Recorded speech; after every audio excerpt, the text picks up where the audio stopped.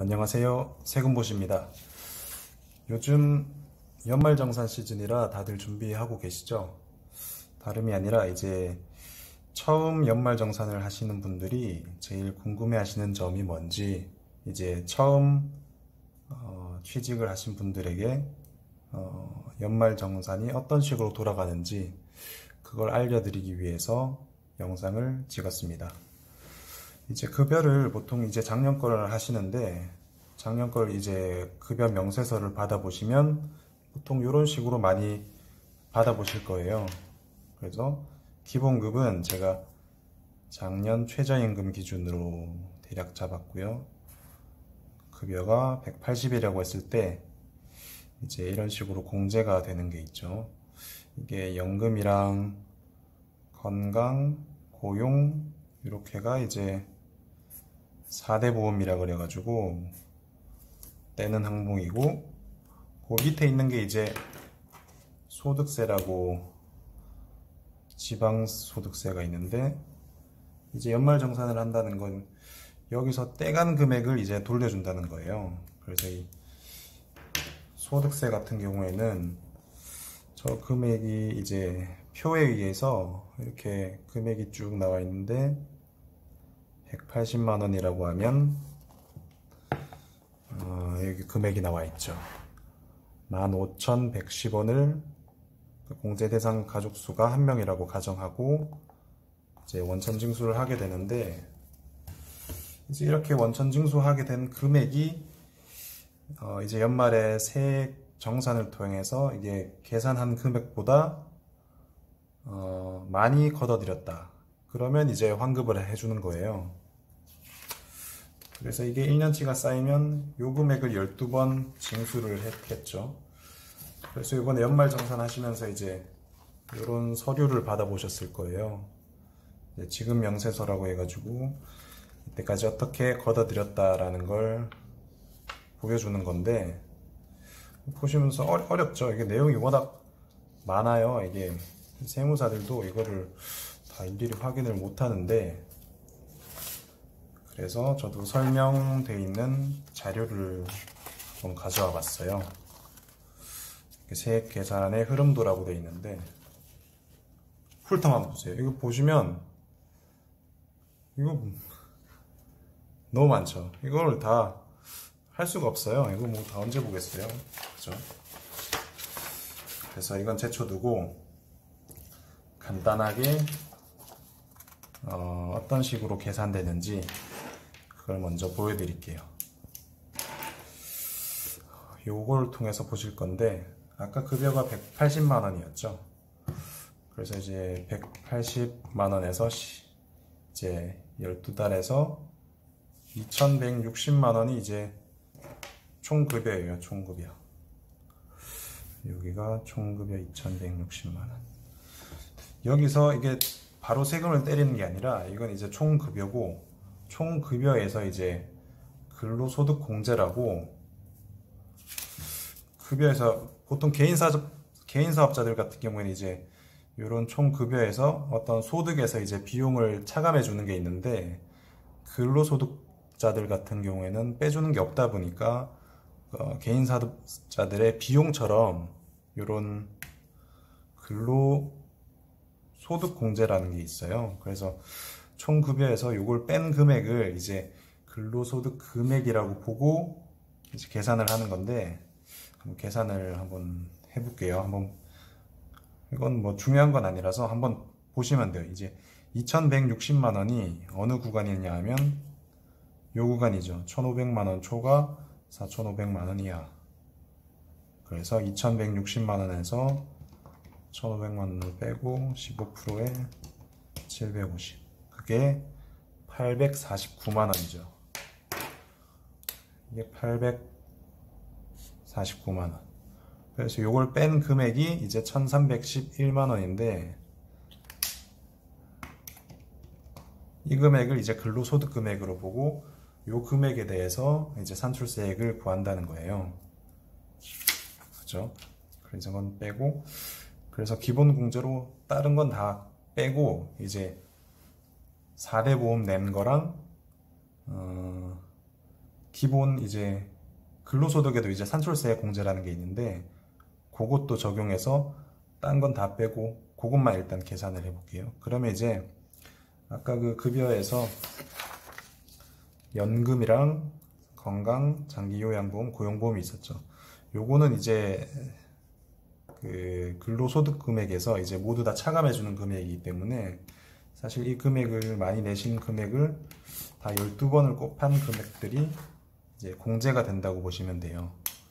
이제 연금보험이 이제 요거는 공적연금이기 때문에 다 전액 공제되죠.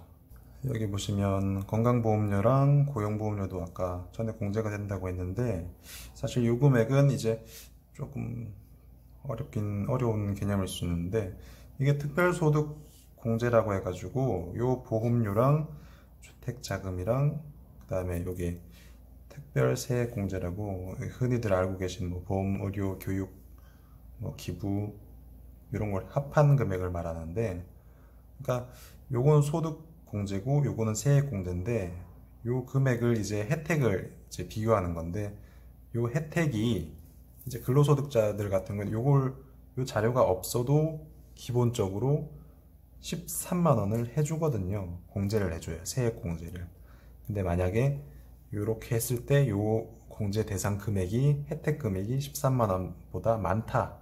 그러면 이걸 적용하는 거고 요게 뭐 혜택이 13만 원보다 적다 그러면 많은 걸 하는 거죠. 그러니까 근로자들한테 유리하게 적용을 해주는 거예요. 그래서 결과적으로 계산을 해보면 근로소득 금액에서 기본공제 그 다음에 연금을 빼면 이제 1063만 8천 원이 나오는 거죠. 그래서 요 금액이 이제 차감소득 금액이고 거기서 이제 다른 소득 공제라고 뭐 일반적으로 알고 계신 신용카드 많이 쓰시죠. 신용카드 공제가 되면 요걸 하는데 요건 제가 일단 생략을 하고 말씀을 드릴게요. 그리고 그렇게 나온 게 이제 과세 표준인데 여기서 이제 세율을 곱하는 건데 자 한번 보시죠. 이제 이게 세율표인데 지금 한번 보실까요? 지금 과세 표준이 1063만 8천 원이죠. 지금 1200만 원 이하 구간이기 때문에 1200만 원 이하 그래서 6%를 적용받는 거죠. 그래서 여기에 6%를 하면 여기 나오죠. 63만 8,280원 요 금액이 나온 거죠. 근데 여기서 끝이냐? 그게 아니라 이제 근로소득자들 같은 경우에는 요 근로소득에서 또 공제를 또 해주는 거죠. 근로소득 세액 공제가 있는데 요거는 지금 근로소득에 대한 산출세액이 130만원 이하인 경우이기 때문에 130만원 이하 산출세액의 55%를 공제해 주는 거죠. 여기서 55% 하면 35만 1054원 이렇게 되겠죠. 그래서 결과적으로 요 금액에 이제 45%를 내는 건데 이렇게 하면 그리고 마지막으로 아까 말했던 다른 공제 금액이 없거나 혹은 13만원보다 작기 때문에 이제 13만원을 공제해 주는 거죠. 그렇게 했을 때 나온 총 이제 최종 세금이 납부해야 할 세금이 뭐 한 15만 7천 원 정도 된다. 요렇게 되는 거죠. 그래서 이제 다시 첫 페이지로 아까 돌아가 보시면 여기 나와 있는데 이제 우리가 매달 이제 원천 징수를 하면서 현 근무지에서 기납부세액으로 걷어갔던 게 얼마냐? 그러니까 이제 18만 원인데 아까 이제 이렇게 계산을 해봤잖아요. 이렇게 계산한 금액이 얼마냐? 그러니까 16만 원이었다. 그죠? 그러면 요게 16만 원.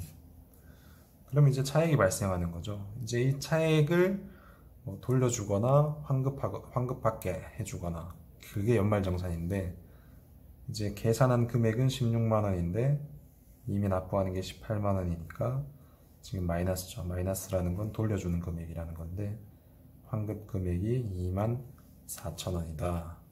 이렇게 되는 거죠. 이게 이제 일반적인 연말정산의 기본 구조라고 생각하시면 되고, 뭐 보통 이렇게 아무것도 없는 분들은 뭐 잘 없으시죠. 카드도 쓰시고 저축도 하시고 뭐 이렇게 다르게 지출하시는 비용이 있기 때문에, 그리고 뭐 월세로 나가시는 금액이 있는 경우에는 월세 세액 공제로 또 혜택이 크기 때문에 그런 걸 적용받으시면 아마 13만원보다 높을 거예요. 그러면 요 금액이 많이 줄어들 테고, 요 금액이 많이 줄어드는 만큼 이제 이 차액이 크게 발생하기 때문에 이제 환급 금액도 더 커지는 거죠. 그렇게 되는 논리고,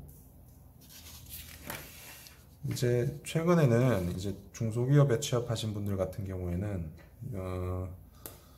중소기업 취업자 소득세 감면이라는 혜택이 있기 때문에 요걸 원천징수할 때 이때부터 사실 여기에 청년 같은 경우에는 이제 90%를 공제를 해주는 제도가 있어요. 그래서 요건 굳이 뭐 작년에 신청을 못 하셨더라도 요걸 적용해서 적용을 하면 이제 사후적으로도 신청이 가능하기 때문에 만약에 놓치신 게 있으시다면 한 5년 정도 내에서는 경정 청구를 하는 경우도 있고, 돌려받을 수 있는 금액이기 때문에 놓치셨더라도 크게 걱정은 안 하셔도 될 것 같아요. 이 부분을 제가 다시 설명드릴게요.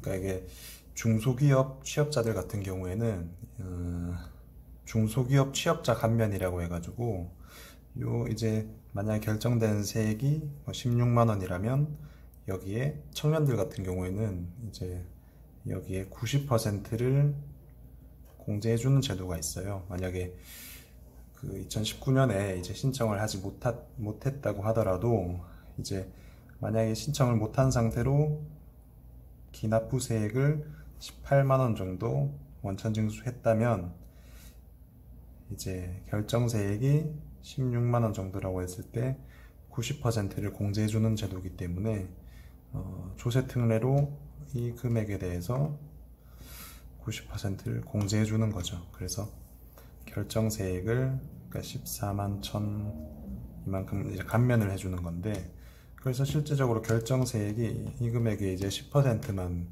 납부하게 되는 거죠. 그래서 대략 16,000원 정도 되는 세액이 이제 결정세액으로 최종 납부할 세액으로 되는데, 만약에 기납부세액으로 18만 원을 원천 징수했다면 이제 이 차액만큼 이제 환급을 해주게 되겠죠. 그래서 2019년에 만약에 중소기업 취업자 감면을 신청을 하지 못한 상태라면 이제 이런 식으로 해가지고 환급 금액이 나오게 되는 거고, 이제 만약에 올해부터 이제 이 부분을 이제 신청을 하게 된다면 이제 이 기납부세액이 이제 나중엔 이제 10%로 되는 거죠. 그래서 나중에는 내년 이제 연말정산을 하실 때는 이게 18,000원이 될 테고, 이제 결정세액도 요 90%를 적용한 금액이 될 테니까 15,000원 정도가 될 테고, 이렇게 돼도 환급 금액이 한 3,000원 정도가 나오겠네요. 네, 이렇게 신청을 하지 못했더라도 사후적으로 신청을 할 수가 있고, 그리고 올해 연말정산 때 하지 못했더라도 이제 한 5년 정도 내에서는 이제 경정청구를 통해서 할 수 있기 때문에, 만약에 지금 취업하는 곳이 중소기업이라면, 청년이라면 이제 90%에 가까운 혜택을 볼 수 있기 때문에 이런 부분은 꼭 챙겨가시는 게 좋을 것 같아요. 이렇게 첫 방송이었는데요. 이제 연말정산을 어려워하시는 분들도 많고, 이 구조를 잘 모르시는 분들은 원천징수를 혹시 하지 않았다 해도 내가 환급을 받을 수는 없는지 문의하시는 분들도 많고, 일단 요 서류를 제출을 하실 때 굳이 안 내도 되는 서류를 막 찾아서 제출하시는 분들도 많이 있거든요. 대표적인 게 이제 아까 말씀드렸던 이제 기본적으로 13만 원보다 이런 의료비나 이런 게 적으면 이제 이런 걸 굳이 제출 안 해도 되는데, 일단 이 근로자분들이 이걸 다 일일이 알 수는 없으니까 일단 다 제출하고 보는 거죠. 그래서 조금만 더 신경을 쓰신다면, 한번 이런 정보를 찾아보신다면 다음번에 이제 준비하실 때는 내 거를 대략, 요즘엔 홈택스가 잘 나오기 때문에 프로그램을 한번 돌려보시고 그런 식으로 하셔도 준비하시는데 큰 도움이 될 것 같아요. 네, 이상으로 세금봇 1회 방송을 마치겠습니다. 감사합니다.